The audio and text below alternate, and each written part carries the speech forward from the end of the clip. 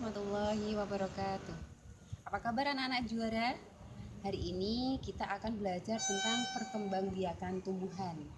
Sebelumnya, Bu Iva ingatkan untuk ciri-ciri makhluk hidup, yaitu yang pertama adalah bernafas, yang kedua bergerak dan berpindah tempat, yang ketiga membutuhkan makan dan minum, yang kelima beradaptasi, dan yang keempat beradaptasi, dan yang kelima adalah berkembang biak. Apa itu berkembang biak? Berkembang biak adalah memperbanyak keturunan. Kenapa memperbanyak keturunan? Perkembangbiakan ini bertujuan untuk melestarikan jenisnya agar tidak punah. Ya. Pada kesempatan kali ini kita akan membahas perkembangbiakan pada tumbuhan.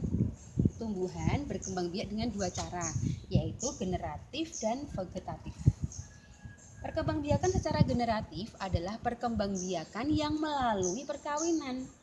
Kalau pada tumbuhan, perkawinan tersebut melalui penyerbukan. Penyerbukan ini biasa terjadi pada tumbuhan yang memiliki bunga. Ya, memiliki bunga. Kita lihat bagian-bagian bunga. Mungkin anak-anak bisa memperhatikan di lingkungan sekitarnya tanaman-tanaman yang memiliki bunga. Contoh mangga, contoh apel. Itu adalah tanaman-tanaman yang perkembangbiakannya melalui generatif, yaitu dengan cara generatif, yaitu dengan penyerbukan.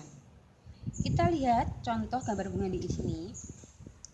Yang dinamakan penyerbukan adalah jatuhnya serbuk sari di atas kepala putik. Bunga pada umumnya memiliki beberapa bagian.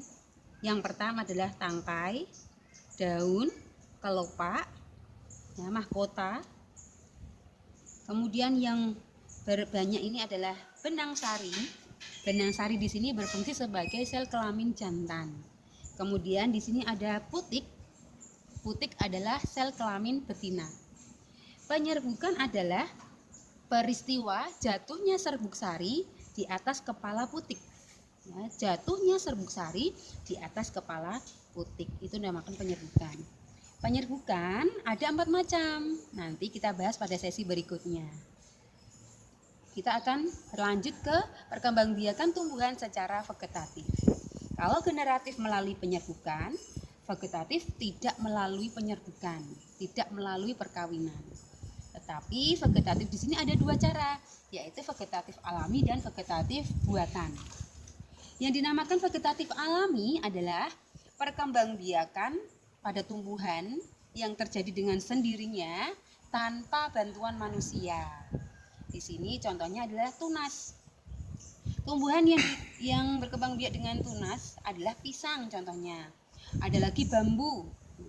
Pisang kalian perhatikan di lingkungan sekitar kalian.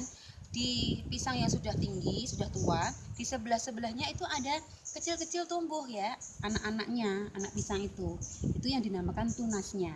Jadi tidak jauh dari induknya tunasnya. Kemudian untuk bambu juga sama, di sebelah-sebelahnya, rengket-rengket gitu. Kemudian tunas juga ada yang tunas adventif ya, kita tambahan baru. Tunas ada yang namanya tunas adventif. Tunas adventif ini biasanya cocor bebek. Nah, tahu cocor bebek? Pasti tahu ya, tanaman cocor bebek. Daunnya, ya dia berkembang biak lewat daunnya. Jika daunnya ditaruh di atas tanah, ya, itu nanti akan tumbuh tunas baru.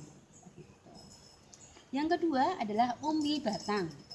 Contoh tumbuhan yang berkembang biak dengan umbi batang adalah ketela rambat. Yang dimaksud umbi batang di sini adalah bagian batang yang membesar. Jadi sebenarnya telo itu, ya, kalau kalian pernah makan telo, itu adalah batang yang membesar. Ya, maka dinamakan umbi batang. Contoh yang lain adalah kentang, ketela rambat dan kentang. Yang ketiga, vegetatif alami yang ketiga adalah umbi lapis. Di sini contohnya adalah bawang merah, bawang putih, bunga bakung, itu menggunakan umbi lapis. Kalian tahu bawang merah kan? Ya, bisa diamati, bawang merah berlapis-lapis. Kemudian umbi akar. Tanaman yang berkembang biak dengan umbi akar adalah wortel contohnya. Selain wortel ada lobak. Lobak tahu ya, yang kayak wortel tapi warnanya putih. Kemudian ada singkong. Kenapa dinamakan umbi akar? Karena di sini adalah akar yang membesar. Akar yang membesar, makanya dinamakan umbi akar. Contoh yang selanjutnya adalah spora. Spora ini contohnya adalah tanaman-tanaman paku-pakuan, suplir kayak gitu. Spora ini dengan cara kayak gini gambarannya. Daun suplir atau daun paku-pakuan memiliki bintik-bintik ini yang dinamakan sporongoa, akan melompat di sebelahnya, di sampingnya, bisa kanan kiri, terserah lompatannya. Dari sporongoa itu nanti akan tumbuh tunas-tunas baru. Bisa ini juga jatuh ke sini misalnya. Itu dengan cara spora.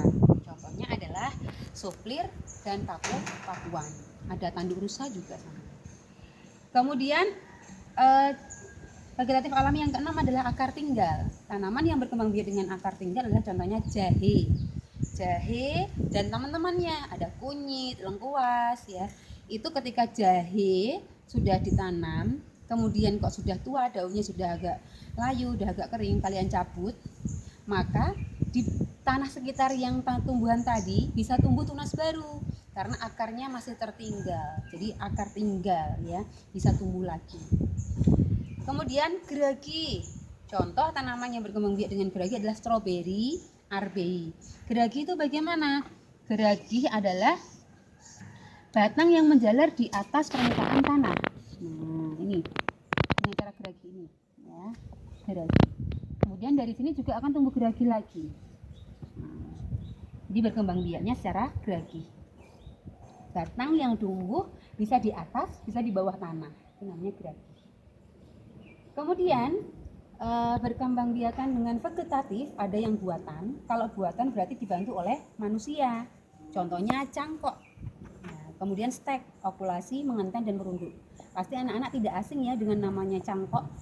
Biasanya digunakan untuk mencangkok tanaman-tanaman yang memiliki kambium tinggi seperti mangga, apel, sawo dan lain sebagainya. Kemudian hasil dari cangkokan adalah sifatnya sama dengan induknya. Sedangkan stek hanya sekedar memotong batang dari tanaman yang akan kita tanam. Contohnya ada mawar, singkong ya, singkong kita potong batangnya miring ya, kemudian kita tanamkan ke tanah, insya Allah tumbuh. Mawar juga sama. Sedangkan ovulasi nama lainnya adalah menempel. Menempel itu kita bisa mengambil tanaman A dan tanaman B yang sama jenis ya, yang sama jenis tapi berbeda sifat. Contohnya yang A, misalkan A adalah mangga aromanis, yang B mangga mana lagi. Kita pengen menghasilkan mangga yang memiliki rasa aromanis dan mangga memiliki rasa mana lagi. Kita bisa menggunakan cara ovulasi atau menempel.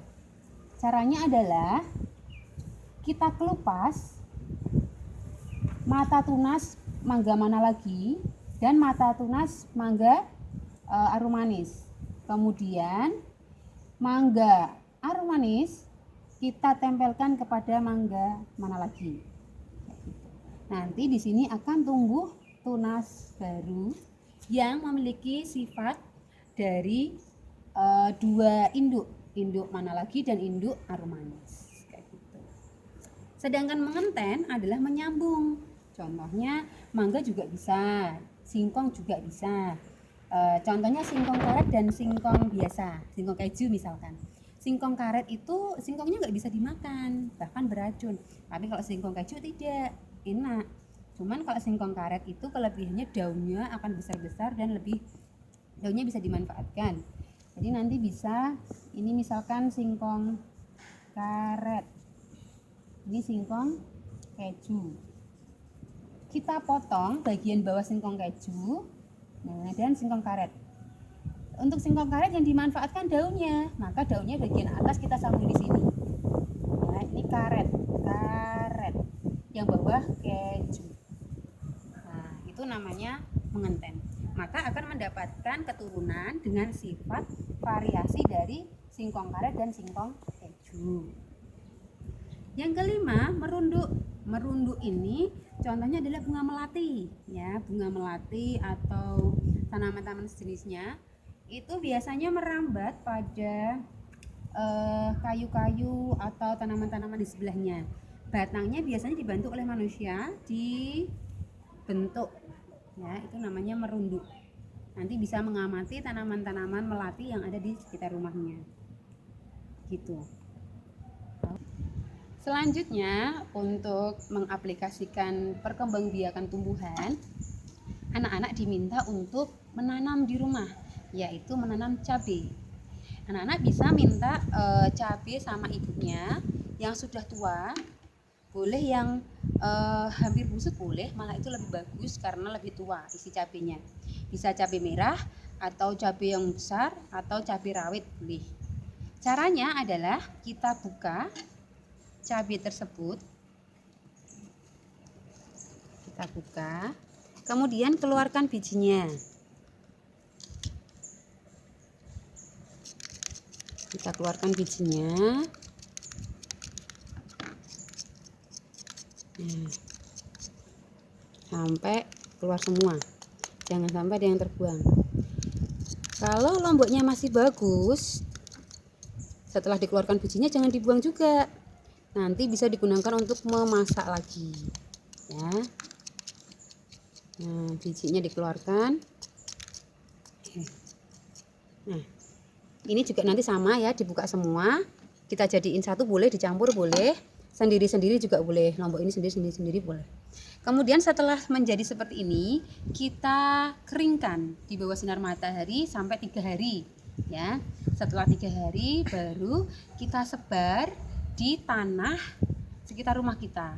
Bu Iva sarankan boleh menggunakan pot atau bakul bekas, punya ya, bakul bekas, dikasih tanah, baru nanti kita tanam.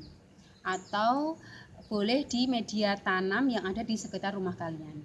Nanti diamati setelah beberapa hari, setelah beberapa minggu sampai panen. Nanti dilaporkan Bu Iva dengan foto. Gitu.